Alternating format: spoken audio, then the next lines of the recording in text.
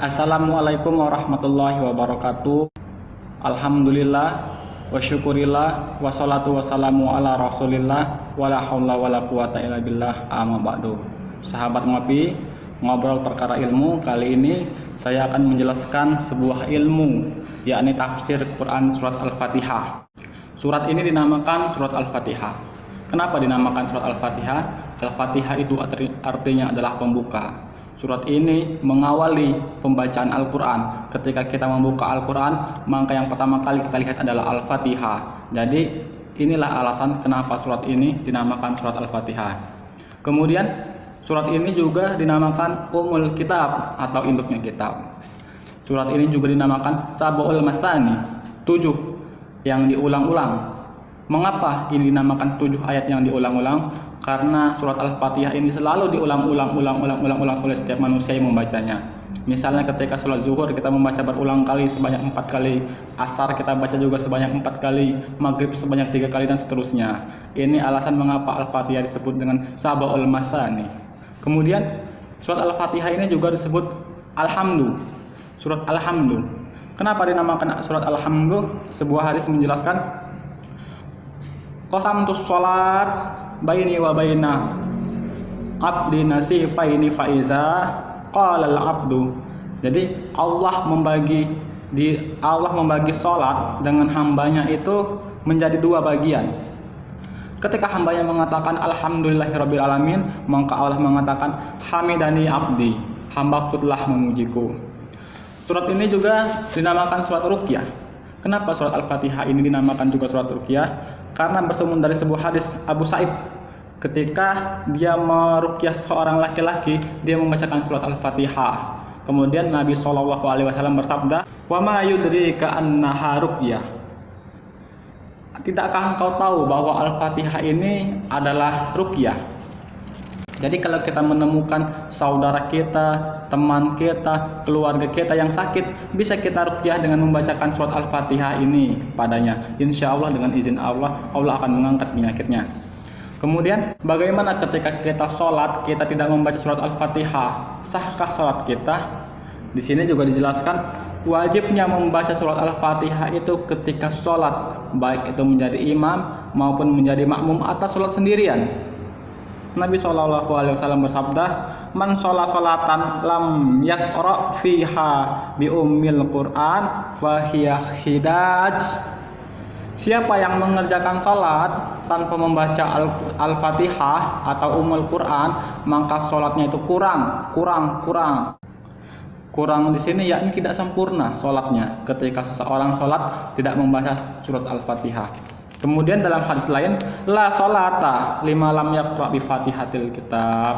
Tidak sah sholat seseorang kalau dia tidak membaca surat Al-Fatihah. Jadi wajib sekali membaca surat Al-Fatihah ini.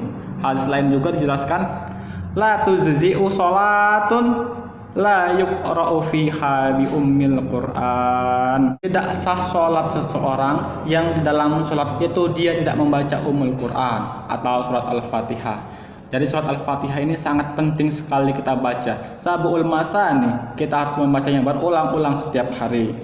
Kemudian jumlah surat Al-Fatihah. Seluruh ulama sepakat bahwa surat Al-Fatihah jumlahnya adalah 7. Dari yang tadi saya jelaskan, Sab'ul Masani, 7 ayat. Tapi para ulama berbeda pendapat. Surat Al-Fatihah yang pertama, apakah ia diawali dengan Bismillah, Basmalah, Bismillahirrahmanirrahim, atau Alhamdulillahirabbil alamin. Di sini ulama terbagi menjadi 2. Yang pertama berpendapat Al-Fatihah itu dimulai dengan Bismillahirrahmanirrahim. Yang kedua, Al-Fatihah itu dimulai dengan Alhamdulillahirabbil alamin. Kemudian ketika kita sholat, apakah kita membaca basmalah dengan sir, dengan dalam hati?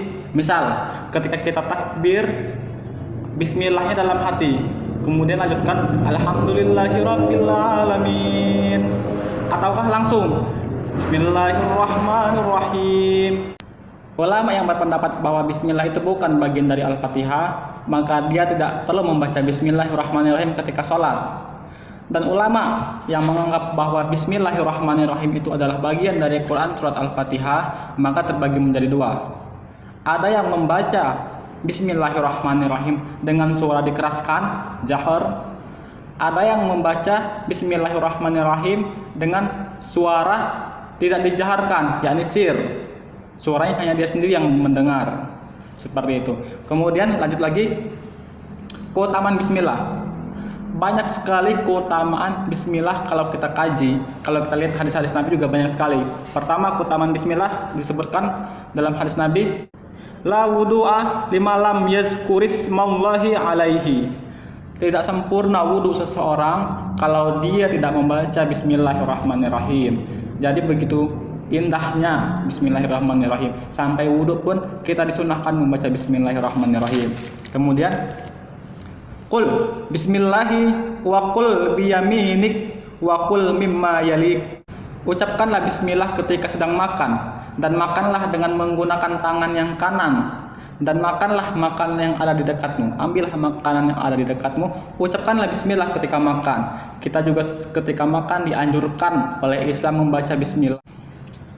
Kemudian ketika sedang berhubungan suami istri, maka kita dianjurkan membaca Bismillahi Allahumma jannibni syaitana wa jannibi syaitana ma razaqtana. Ketika seseorang melakukan hubungan suami istri membaca doa itu, doa yang tadi saya jelaskan, maka setan tidak akan dapat mengganggu anaknya kelak ketika dia mempunyai anak. Selama-lamanya setan tidak akan dapat mengganggu dia. Ayat pertama Quran Surat Al-Fatihah ini Ar-Rahman Ar-Rahim. Bismillahirrahmanirrahim. Ar-Rahman dan Ar-Rahim ini termasuk nama-nama Allah. Dua di antara nama-nama Allah yang terdapat di dalam Asmaul Husna. Maha Pengasih lagi Maha Penyayang. Ketika kata Ar-Rahman ini hanya dimiliki oleh Allah dan diberikan khusus kepada setiap makhluknya. Ketika memakai kata Ar-Rahim ini hanya diberikan kepada Allah Subhanahu wa taala, khusus juga untuk orang-orang yang beriman. Seperti dalam sebuah Al-Qur'an dijelaskan, wa kana bil mu'minina rahima. Dan Allah Maha Rahim kepada orang-orang yang beriman. Rahim dikhususkan untuk orang yang beriman, sedangkan Rahman dikhususkan untuk seluruh makhluk Allah Subhanahu wa taala. Allah mengasihi semua makhluknya, semua ciptaannya, kemudian Allah hanya menyayangi orang-orang yang beriman, merahimi orang-orang yang beriman. Surat kedua Al-Fatihah, Alhamdulillahirabbil alamin. Alhamdu ini adalah pujian. Ketika kita mendengar Alhamdulillahirabbil alamin, kita memuji Allah. Tapi kalau ketika kita pernah mendengar bersyukur kepada Allah dengan mengucapkan alhamdulillah, nah ini berbeda sebenarnya antara syukur dengan alhamdu, asyukru dengan alhamdu. Apa bedanya? Alhamdu itu memiliki kekhususan, yakni hanya dengan sifat.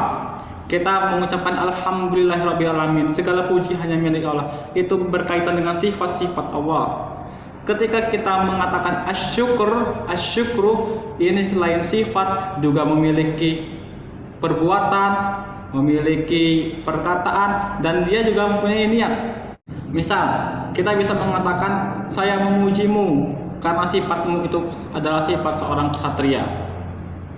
Namun kita tidak bisa mengatakan saya bersyukur kepadamu karena sifatmu adalah sifat ksatria. Itu tidak bisa kita pakai. Yang kita pakai bisa kita pakai apa? Yang kita bisa pakai adalah saya bersyukur kepadamu karena engkau memiliki jiwa yang baik dan engkau memberi kedermawanmu kepada saya. Itu yang bisa kita katakan. Wallahu a'lam. Kemudian keutamaan alhamdu. Apa saja keutamaan alhamdu itu? Di sini akan saya jelaskan satu saja. Afdhalul zikri la ilaha illallah. Seafdal zikir mengucapkan la ilaha illallah. Wa afdhalul doa, dan seafdal doa itu alhamdulillah, mengucapkan alhamdulillah.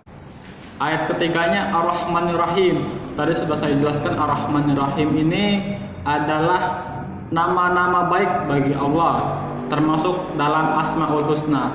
Saya tidak akan membahas lagi tafsir yang ayat ketiga tentang Ar-Rahmanir-Rahim. Al-Fatihah ayat 4, yakni Maliki Yaumiddin. Malik itu adalah raja. Maliki Yaumiddin, yang merajai hari pembalasan. Kenapa Malik itu disandingkan dengan kata Yaumiddin? Karena ketika di dunia semua orang dapat mengatakan saya berkuasa. Di dunia ada raja, Di dunia ada presiden, tapi raja di raja, yakni Malik Yaumiddin. Nanti di Yaumiddin, di hari pembalasan, di hari kiamat, tidak ada yang bisa mengatakan saya masih raja, saya adalah raja, saya adalah presiden, saya adalah pemimpin. Tidak akan lagi bisa mengatakan seperti itu. Yang bisa mengatakan hanyalah Allah. Limanil mulkul yaum, siapa penguasa hari ini, kata Allah. La ilaha illallah, tidak ada Tuhan, tidak ada raja di raja kecuali Allah. Nah, inilah dulu yang dapat kita bahas tafsir Quran surat Al-Fatihah ayat 1 sampai dengan ayat 4. Kita lanjutkan lagi nanti ayat 5 sampai dengan ayat 7. Saksikan terus channel kami Ngobrol Perkara Ilmu. Jangan lupa like, subscribe, share, dan komen channel kami agar lebih bermanfaat dan agar kami dapat mensumbangsihkan keilmuan kami kepada para orang-orang agar dapat mengetahui lebih detail tentang Islam. Dan saran serta kritik kami harapkan dari kalian semua yang berilmu untuk dapat membangun channel kami menjadi lebih baik lagi. Demikian saya akhiri. Wassalamualaikum warahmatullahi wabarakatuh.